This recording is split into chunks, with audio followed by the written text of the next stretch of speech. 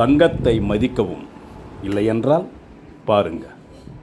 ஆந்திர பிரதேஷ் மாநிலம் நெல்லூர் நகரத்துக்கு அருகில் ஒரு கிராமத்தில் ஒரு விவசாயி இருந்திருந்தாராம்.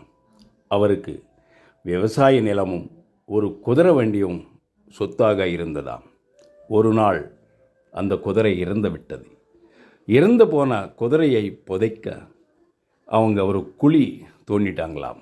அதிருஷ்டவசமாக அந்த குழிக்குள் அப்ரகம் என்கிற மைகா கிடைத்ததாம். இறந்து போன குதிரையை மற்றொரு இடத்துல புதைச்சி இந்த அப்ரகத்தை தோண்ட ஆரம்பிச்சிட்டாங்களாம்.